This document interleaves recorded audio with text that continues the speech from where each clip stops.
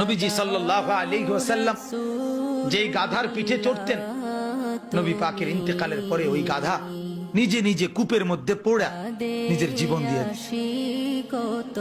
নবী সাল্লাল্লাহু আলাইহি সাল্লামের ইন্তেকালের পরে যেই উটনি, আল্লাহর নবী সাল্লাল্লাহু আলাইহি সাল্লাম উটনি মানে মহিলা জাতের উট, এই উটনিতে চড়তেন।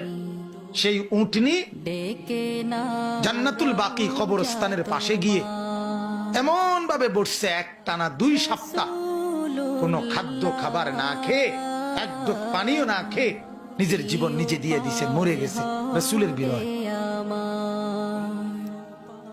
হযরতে আব্দুল্লাহ ইবনে যায়েদ ইবনে আব্দে রাব্বিহি নবীজির একজন সাহাবী। সর্বপ্রথম আজানের যে বাক্যগুলো যিনি স্বপ্নে দেখছে, এই সাহাবী আব্দুল্লাহ ইবনে যায়েদ ইবনে আব্দে রাব্বিহি, এই উনি বাগানের মধ্যে কাজ করতেছিলেন, খেজুর বা আঙ্গুরের বাগানে। এই অবস্থায় ওনার কানে আওয়াজ পড়ছে সরদারি দো আলম নবীজি ইন্তেকাল করছে। এই কথাটা ওনার কানে আওয়াজ পড়ছে, শুনছে আর কি, নবীজি কি হয়েছে, ইন্তেকাল।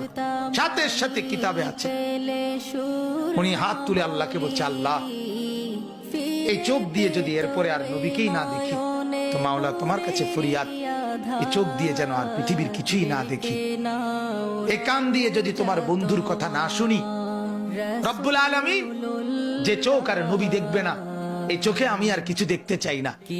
যে কান আল্লাহর নবীর কথা শুনবে না, সেই কান আর কিছুই শুনতে চাই না।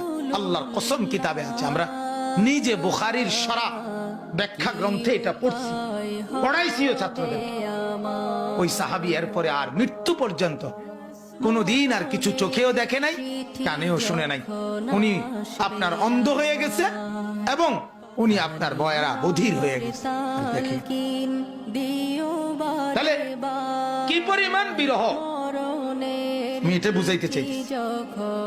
নবী পাক সাল্লাল্লাহু আলাইহি সাল্লাম সেই তাকেও কি যাইতে হইছে কবরে, হ্যাঁ কবরে যায়। আল্লাহর নবী সাল্লাল্লাহু আলাইহি সাল্লামের রওজা মুবারক কবরে দাফন করার পরে এক লোক বহু দূর থেকে এক ইমানদার আসছিল, এটাও কিতাবে আছে।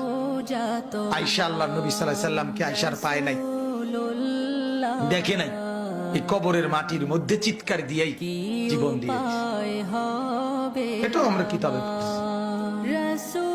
জাযবুল কুলুব ইলা দিয়ারিল মাহবুব, এটা আরবি কিতাবের নাম, কিতাবে।